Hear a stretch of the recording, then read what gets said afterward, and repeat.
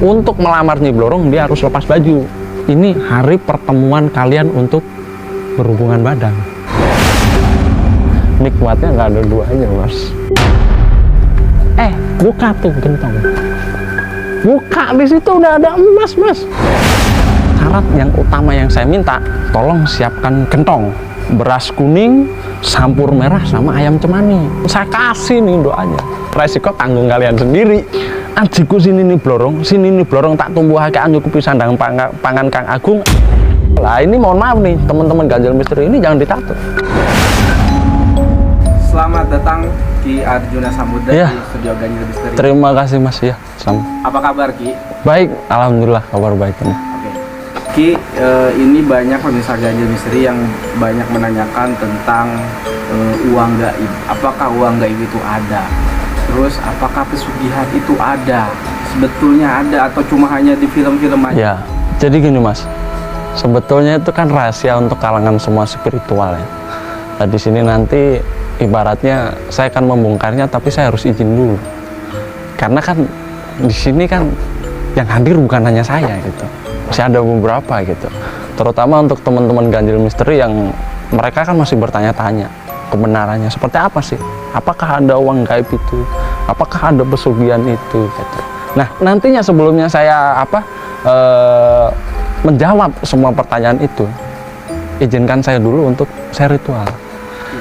Mungkin dupa Mas, saya mungkin akan pakai dupa dulu, sebagaimana saya mengundang salah satu leluhur saya untuk saya memohon izin. Apa sih sebetulnya uang gaib? Apa sih pesugihan Nyi Blorong? Atau pesugihan siluman apalah, terserah yang mereka mau mengatakan apa gitu.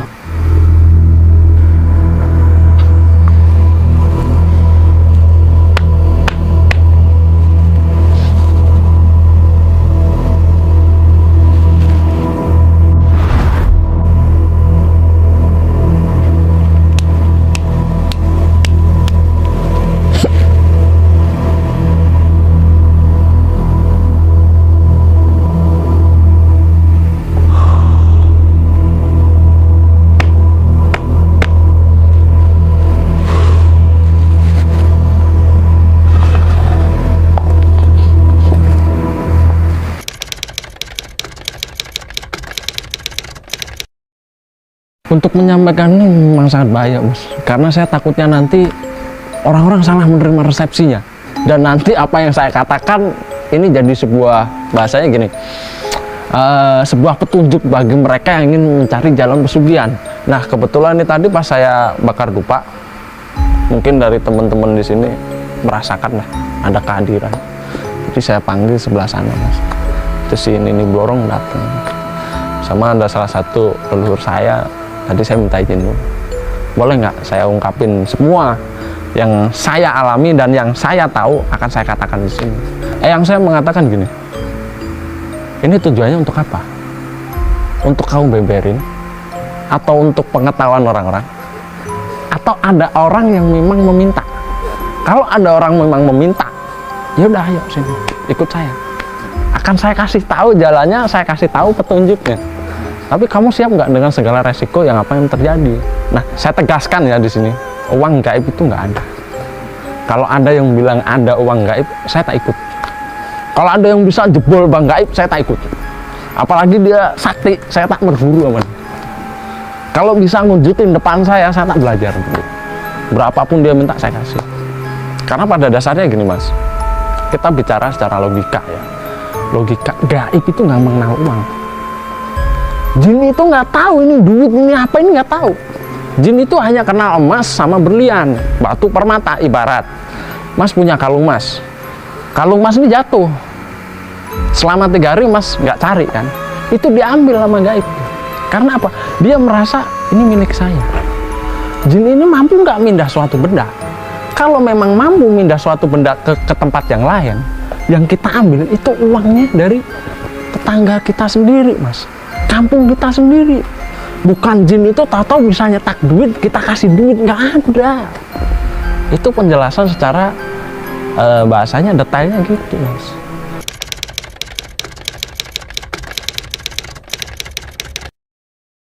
Saya salah satu praktisi Kenapa saya bisa mengatakan hal seperti ini? Karena saya sudah mengalaminya. Dari tempo lalu banyak yang datang mas ke tempat saya yang minta untuk prosesin pesugihan, prosesin uang gaib dan lain sebagainya. Tapi kan hasilnya semua itu fana, hanya kebohongan belakang. Kenapa saya bisa bercerita seperti itu? Karena saya udah ngalaminya sendiri. Saya membuktikan sendiri, logika saya jalan. Kenapa tuyul itu ngambil uang di rumah-rumah orang mas? Kenapa kok tuyul itu nggak ngambil di bank gaib? Nggak ngambil di uang gaib? Emang gaib bisa nyetak duit? Kan nggak bisa mas. Kalau jin ini disuruh untuk nyuri ke tempat tetangga, itu benar. Itu bisa. Kenapa saya katakan bisa? Saya udah ngelakuin, saya udah buktiin.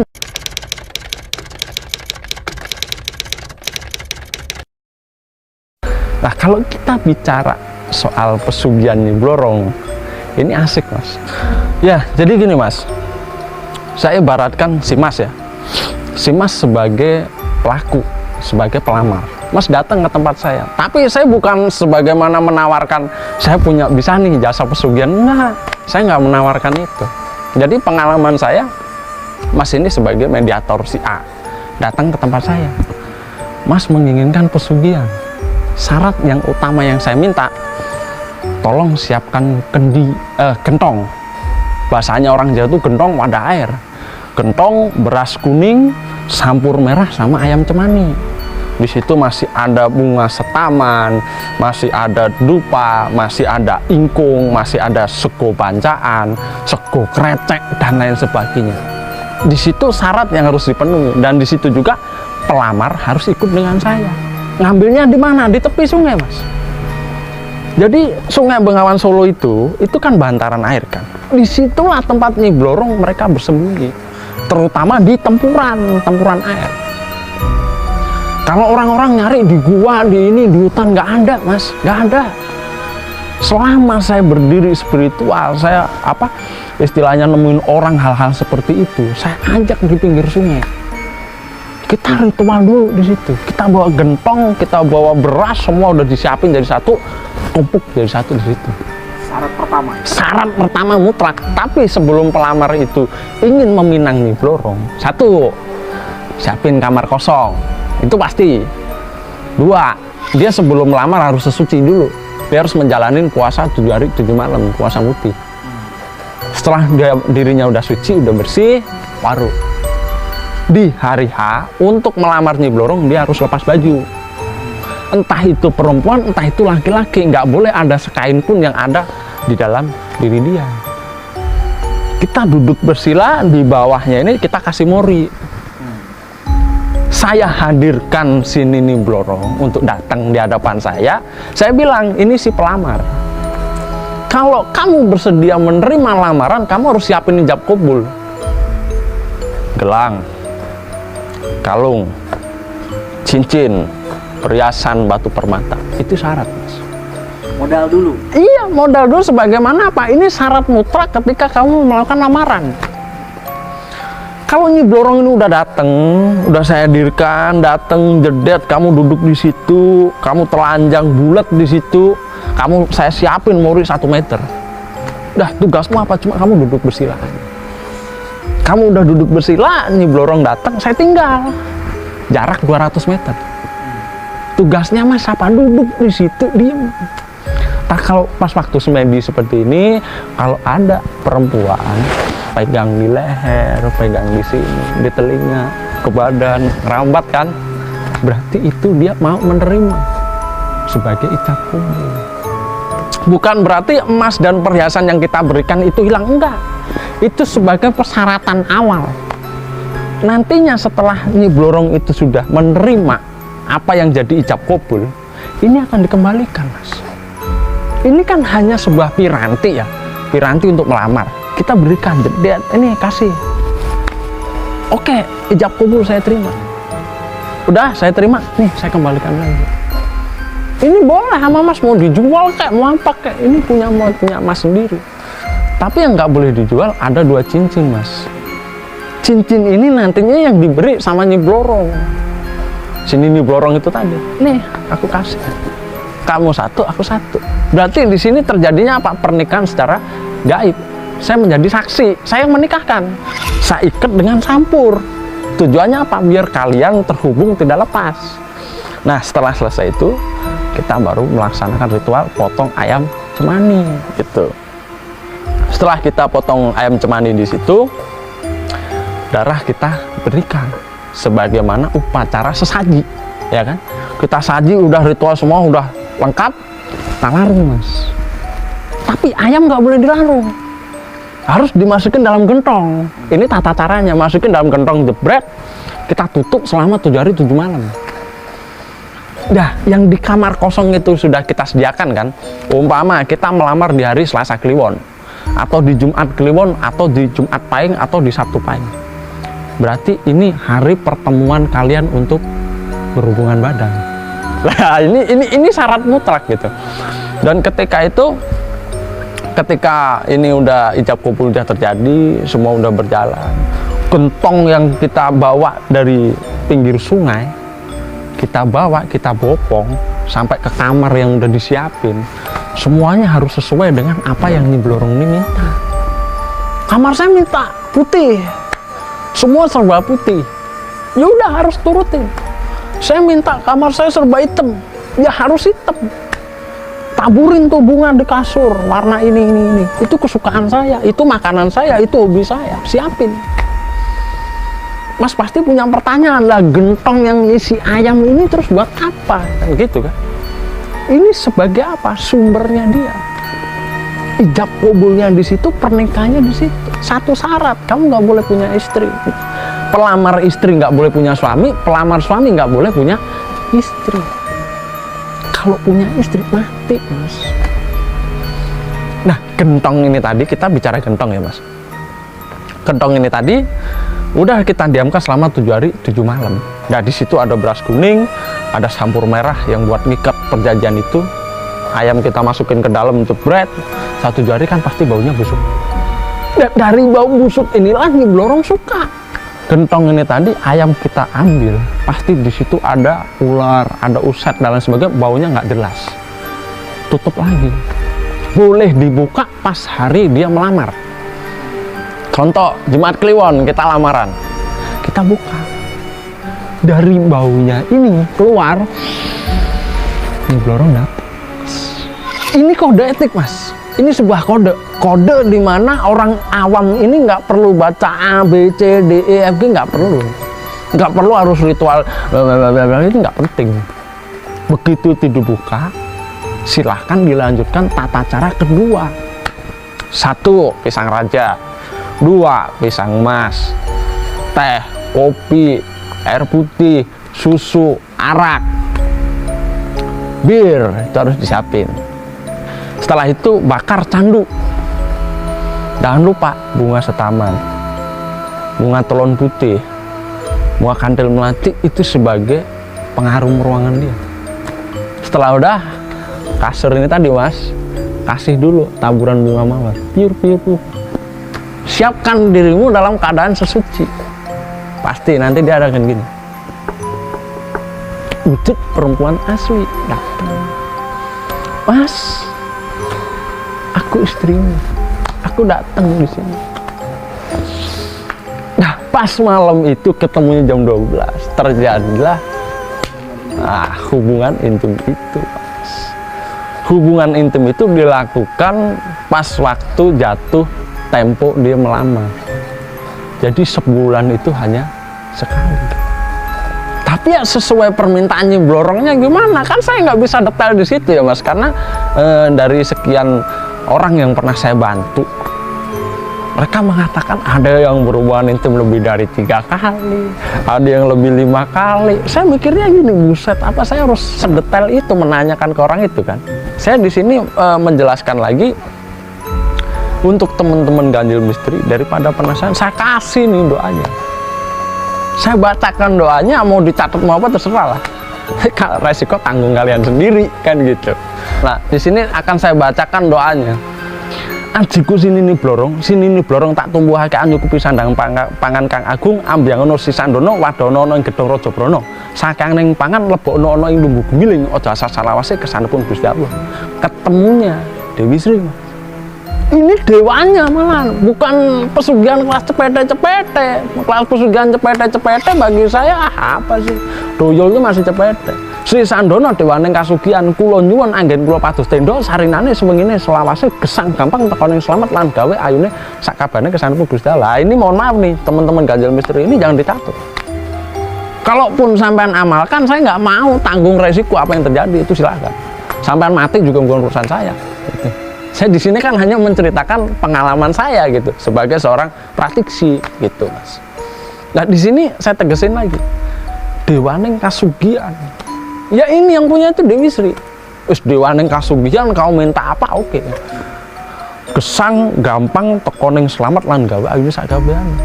Gesang itu ibarat tanah itu nggak bisa ditanemin sama bunga. Orang ini hidup, Mas. Dia melarat, ini makin kaya. Dia sengsara, dia makin kaya.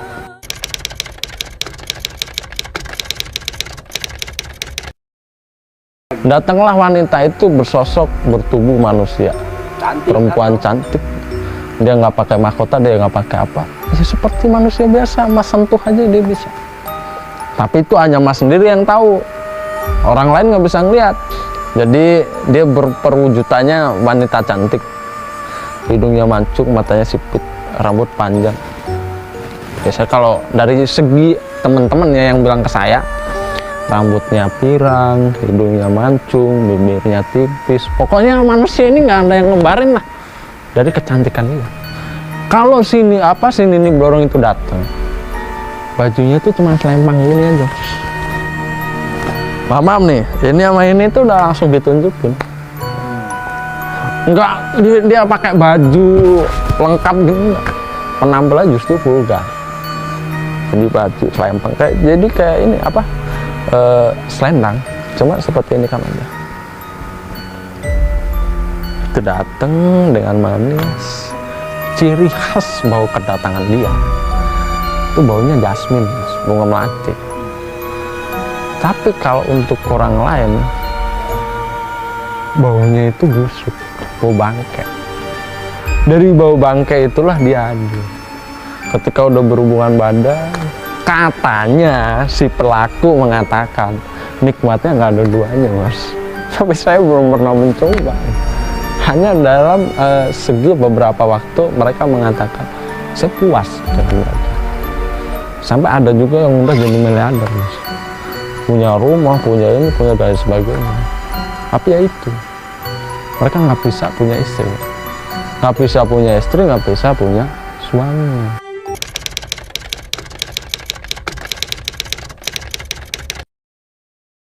Nah, itu pertanyaan yang bagus, Mas.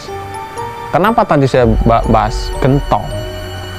Gentong itu sebagai wadah. Itu yang datang bukan uang, Mas, tapi perhiasan. Seperti kalung, cincin, batu permata, apalah yang sifatnya itu semua perhiasan. Dari mana sini nih Blorong ini ngambil? Ya dari orang-orang ini sendiri. Dia hanya menggeser. Karena dia udah dipuasin nafsunya, saya kasih imbalan. Kenapa saya bisa tadi bilang, Mas, gentong ini hanya dibuka kalau udah umur 1 bulan lebih. Pas bulan dia menikahinya. Karena pas waktu itu juga dia berhubungan badan. Selesai dia berhubungan badan, pasti dia disuruh buka. Buka tuh gentong. Buka, di situ udah ada emas, Mas. Udah ada cincin, udah ada ABCD. Nggak perlu susah payah dia ngwujudin, nggak perlu. Kalau dalam versinya ada orang mengatakan ini Blorong ini bakal ngasih sisik ular, nggak ada. Emang ular ada sisik emasnya, Mas? Nggak ada. Yang dikasih itu cincin, batu permata, berlian, kalung. Itu yang diberi. Sebagai upah dia udah memberikan apa yang kita mau. Tapi jangan salah, Mas. Besok kalau Mas itu mati, jadi babunya dia, budaknya dia. Nggak enak pesugihan tuh. Ibarat saya lebih baik saya makan batu ketimbang saya makan duit dari pesugihan. Kayanya sebentar, matinya cepet, Mas. Setelah mati, ya udah ikut. Bisa jadi budak, bisa jadi suami. Masuknya ke dalam lingkaran jin. Di sini saya katakan lagi, perjanjian yang kita buat dengan si Nini Blorong itu ada batas tempo, Mas.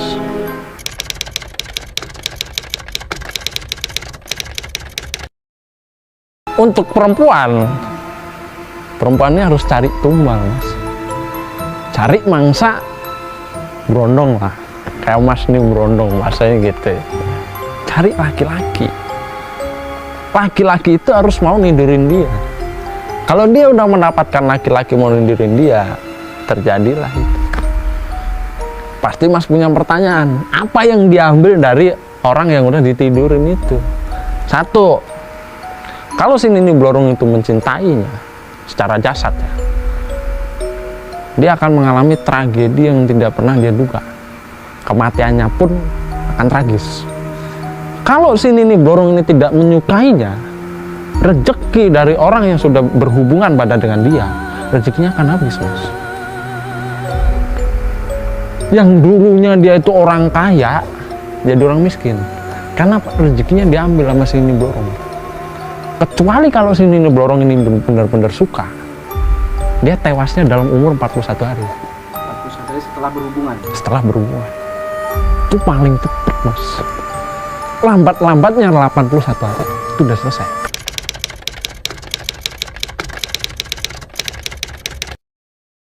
Makin kaya, dia makin banyak harta. Hartanya dari mana? Dari orang ini, Mas.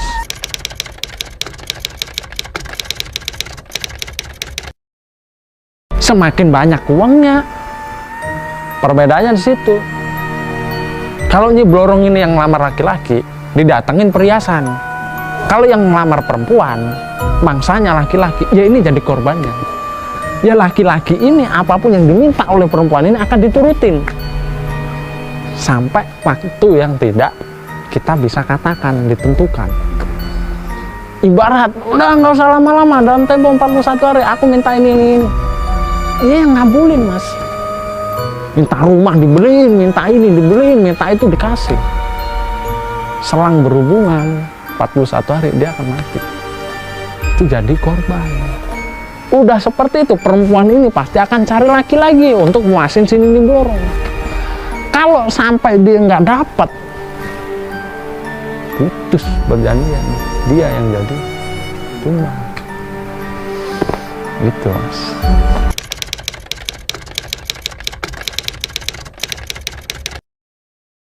Tergantung metre yang kita buat, Mas.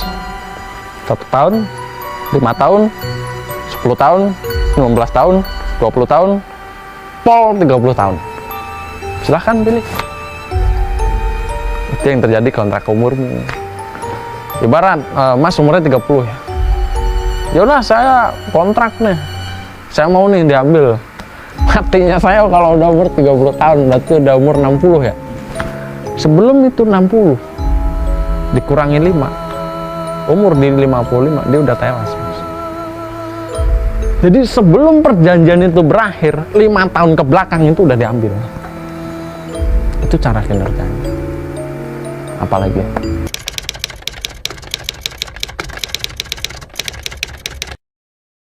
bisa, Mas, bisa diputus asalkan salah satu tokoh spiritual itu mampu dan mengetahui bidangnya. Kalau cuman asal-asalan, justru orang yang dekat sama kita itu akan jadi korban. Kita ngasih makan sama orang, kalau Nyi Blorong ini suka, itu jadi korban, Mas. Itu jadi korban. Tetangga kita pun bisa jadi korban. Ya terserah dia yang mau minta siapa, terserah dia. Yang penting kita menyanggupi tanda tangan itu. Tanda tangannya bukan kita tulis tanda tangan, bukan, Mas. Stempel 5 jari. Kenapa saya bisa ngomong? Saya udah praktekin. 1, 2, 3, 4, 5 tok darah. Perjanjian itu terjadi, baru semuanya bisa. Kapan orang itu bisa menikmati? Setelah dia lamaran pertama. Dalam tempo 7 hari, dia udah nyiapin ayam cemani yang ada di kentong itu tadi. Kalau dalam 7 hari dia udah didatangi, berarti dia harus berhubungan badan di waktu dia lamaran pertama. tempo yang dibutuhkan selama 3 bulan Mas untuk penyesuaian Nyi Blorong ini sama lingkungan dia yang baru, terutama di kamar kosong ini tadi. Setelah udah 3 bulan berlalu, masuk ke 4 bulan, barulah dia berlimpah harta. Kalau si perempuan ini punya usaha, usahanya makin naik Mas. Kalau si laki ini punya bisnis, bisnisnya makin gila, nggak ada putusnya. Kembali lagi ke perjanjian, minta wujud duit bisa, tunai cash, minta wujud perhiasan bisa, minta usahanya makin melejit, makin gila-gilaan bisa. Ada salesnya Mas, salesnya dateng ngampirin, lu mau nggak pesugihan? Ini gue tawarin nih, ada pesugihan Nyi Blorong, pesugihan Kera Putih, pesugihan Butojo, pesugihan Gandarwo, pesugihan Monyet, Buaya Putih, Jaran Penoleh, Jaran Kepang, Toyol, Belana, Wewe Gombel. Jadi gini Mas, saya akan pertegas ya untuk teman-teman semua ganjil misteri yang nonton dimanapun Anda berada. Apapun pekerjaan kalian, apapun usaha kalian, kalian tekuni. Jangan kalian mencari jalan, bahasanya jalur kiri ya Mas, jalur tepat lah. Kalian ngambil jalur pesugihan dan lain sebagainya sampai kalian mengorbankan anak kalian sendiri, mengorbankan kebahagiaan kalian sendiri, mengorbankan waktu kalian sendiri yang kalian dapat hanya sesaat. Itu sifatnya sesaat. Ujung dari kesesaatan itu tadi, diri kita sendiri yang akan mati. Ya kalau Tuhan tuh masih baik, ada orang yang bisa bantu kita, bisa nolong kita, bisa mutus. Tapi kalau sampai nggak bisa, kita matinya besok mau kemana Mas?